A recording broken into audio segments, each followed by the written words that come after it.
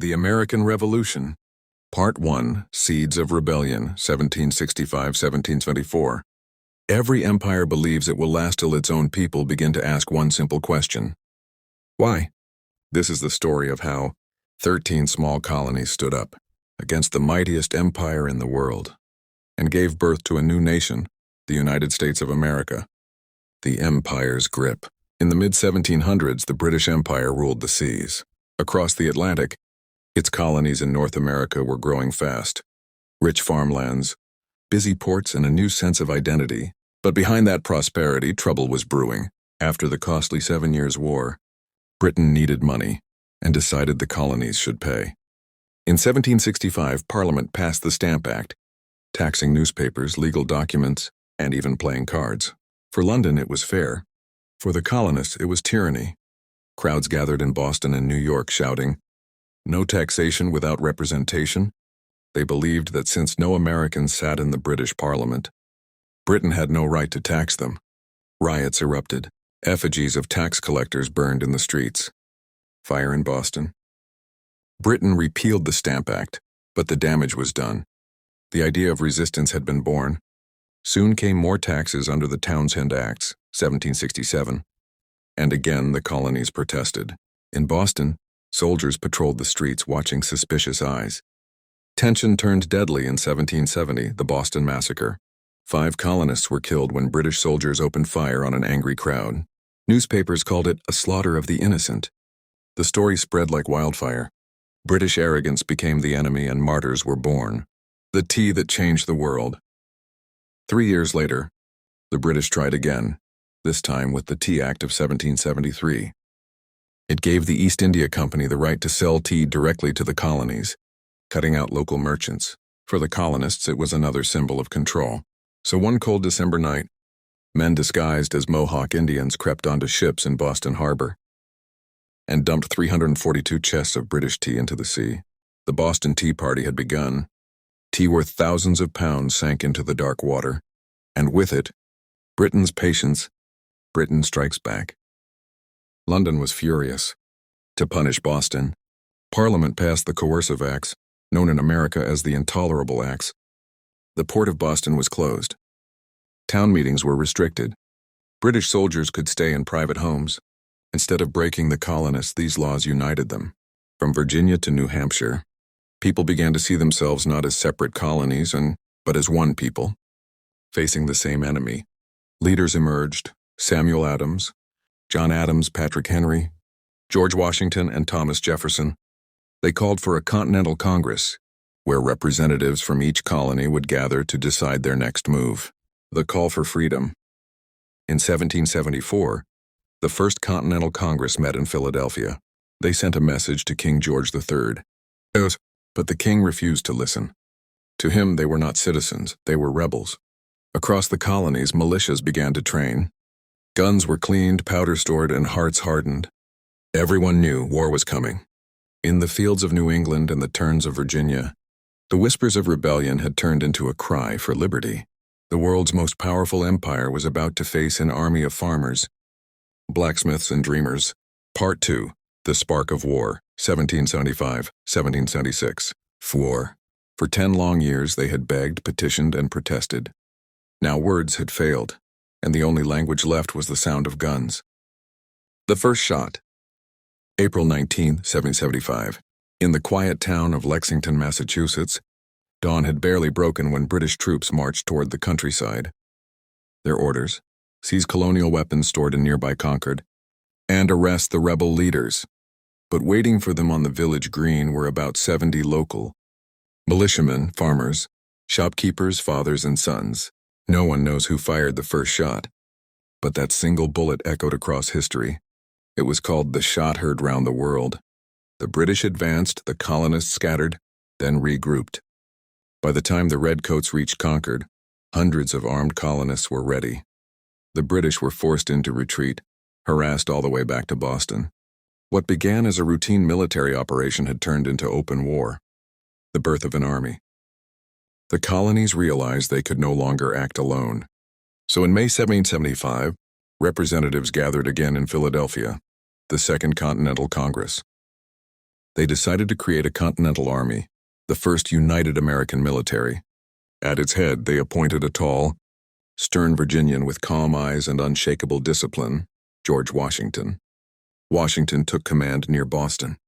His men were poorly trained, badly equipped, and dressed in rags. But they had something the British didn't: a belief that they were fighting for freedom, not empire. Blood on Bunker Hill. June 17, 1775, the Battle of Bunker Hill. British troops stormed the heights overlooking Boston Harbor. On those hills stood American militias, low on ammunition but high in spirit. The order was simple: "Don't fire until you see the whites of their eyes." 3 times the British charged. Twice they were thrown back. On the third assault, the colonists ran out of gunpowder and were forced to retreat, but at a terrible cost to Britain. Over 1,000 redcoats lay dead or wounded.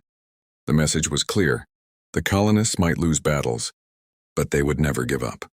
The olive branch and the iron fist. Even as blood was spilled, the Congress sent one last appeal, the olive branch petition, begging King George III to end the conflict peacefully. The king never even read it. Instead, he declared the colonies to be in open rebellion. British warships blockaded ports. German mercenaries were hired. The empire was preparing to crush the uprising once and for all. Across the colonies, anger turned into determination.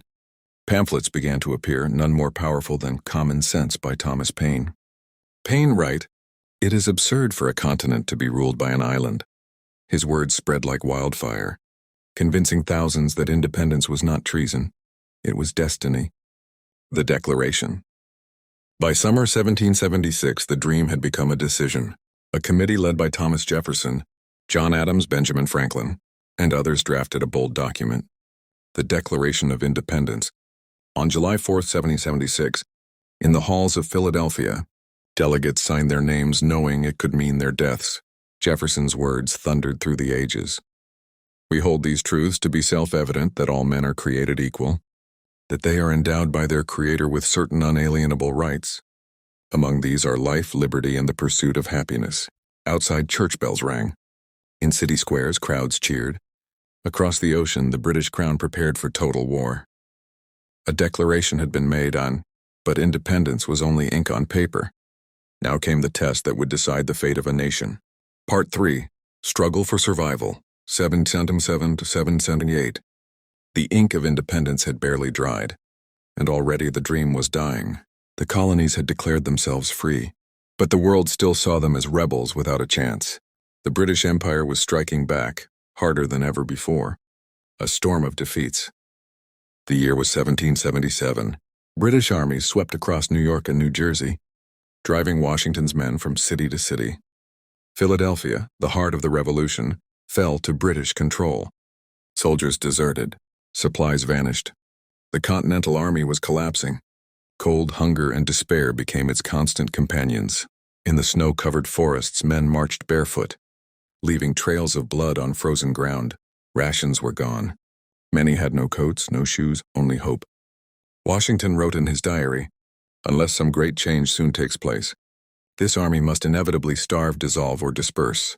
Winter at Valley Forge. December 1777. The army settled into Valley Forge, Pennsylvania.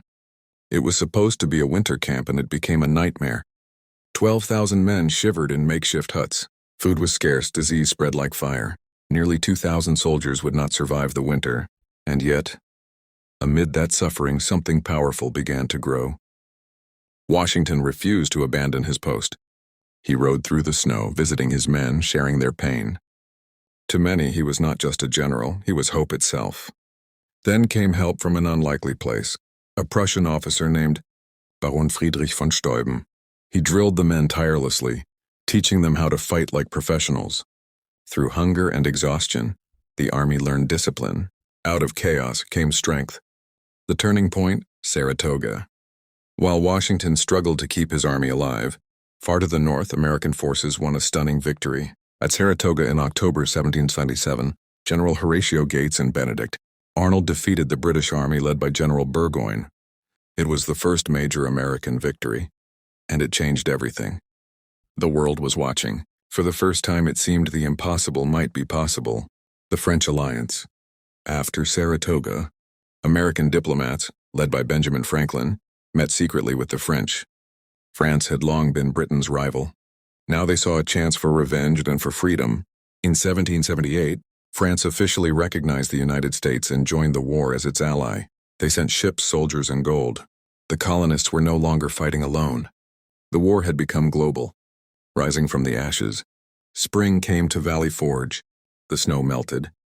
The men once broken stood tall again, stronger, trained, and united. British officers were stunned when they met this new American army in battle. They were no longer farmers with muskets. They were soldiers. Washington looked upon his men and whispered to his officers, "These are the times that try men's souls.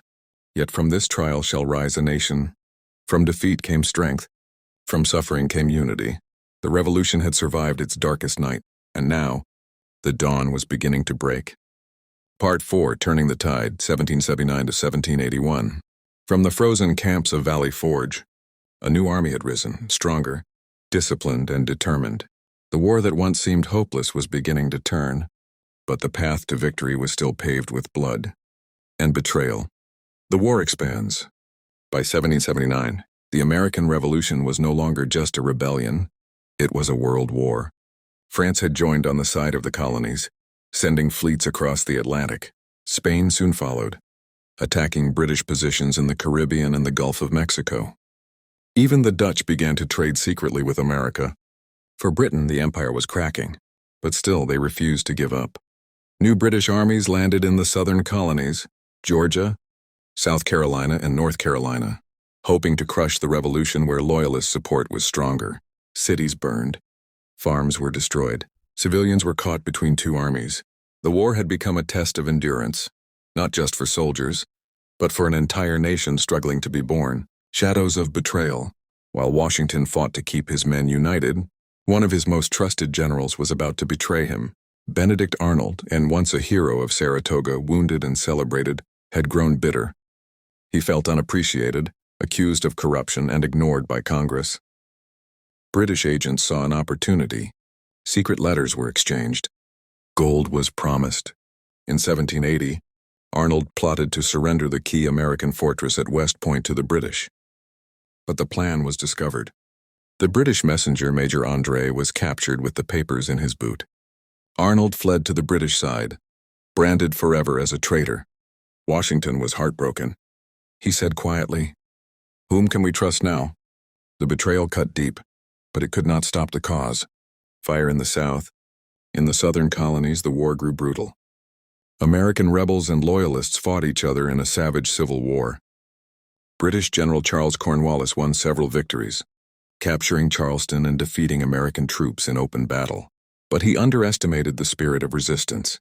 Local militias and men like Francis Marion, the Swamp Fox, and struck from the shadows, ambushing British supply lines and vanishing into the forests. They turned the swamps of South Carolina into traps for the redcoats. It wasn't just an army fighting now, it was the people. Hope returns. In 1781, the war's momentum began to shift once again. A brilliant young French general, Marquis de Lafayette, joined Washington with fresh troops. French ships controlled the seas, cutting off British reinforcements. Washington saw his chance, one final decisive strike. He turned his eyes toward Yorktown, Virginia, where Cornwallis's army had dug in. The trap was set. The Siege of Yorktown, September 1781. The combined forces of America and France, nearly 17,000 men, surrounded Yorktown. French warships blocked escape by sea. For weeks, cannons thundered day and night. The British defenses crumbled under the relentless bombardment. Inside the trenches, American soldiers shouted, "Remember Saratoga? Remember Valley Forge." On October 19, 1781, after years of blood and sacrifice, General Cornwallis surrendered. The British Army laid down its weapons. The band played a slow tune called "The World Turned Upside Down." Because it truly had. The impossible had happened. The mightiest empire on earth had been defeated by farmers, blacksmiths, and dreamers. But though the war was ending, the real battle, to build a nation, was only about to begin. Part 5. Birth of a Nation, 1782-1783. After 8 long years of blood, fire, and sacrifice, the guns finally fell silent. The dream of independence was no longer just a hope. It was a reality. But freedom, as always, was only the beginning, the calm after the storm. By 1782, the war had largely ended. British forces were withdrawing from towns and cities, leaving behind shattered roads, burned homes, and scarred landscapes. Yet in every village, camp, and fort, people celebrated quietly, cautiously, with a mixture of relief and sorrow. Thousands of families had lost loved ones. Men returned home to rebuild farms and businesses. The streets were filled with cheering crowds waving flags with the words, "Liberty and Independence." The Treaty of Paris. Negotiations began in Paris. American diplomats, John Adams, Benjamin Franklin, and John Jay, demanded recognition of their new nation. After months of talks, on September 3, 1783, the Treaty of Paris was signed. The British officially recognized the United States of America. Borders were drawn from the Atlantic Ocean to the Mississippi River. And for the first time in history, a colony had defeated the most powerful empire in the world and lived to tell the tale. The challenge of a new nation. Victory was sweet, but freedom came with responsibility. The new country had no president, no Supreme Court, no army, no treasury. 13 states, each with its own laws and agendas, had to work together. Washington, weary but resolute, understood the stakes. He wrote, "The work of peace is as difficult as the leaders began drafting the Articles of Confederation, the first framework of government. Though imperfect, it was a start, a chance for the people to shape their own destiny." Heroes remembered. Across the nation, the names of heroes echoed. George Washington, steadfast and unwavering. Thomas Jefferson, whose words inspired generations. Benedict Arnold, the cautionary tale of betrayal. Baron von Steuben, the foreign ally who taught discipline and strategy. Francis Marion, the swamp fox, who proved that cunning and courage could defeat brute force. The war had forged a nation, not just on maps, but in hearts and minds. The dawn of America. As 1783 ended, Americans looked toward the future with hope and determination. Freedom was theirs, but it came at a cost. Lives lost, homes destroyed, and a nation untested. Yet the American Revolution had shown the world that ordinary people, united by a dream, could challenge tyranny and shape history. Washington, standing on a hill overlooking his troops, thought quietly, a war. It was a story of courage, sacrifice, and the unyielding human spirit. And though empires rise and fall, the dream of liberty will echo through eternity.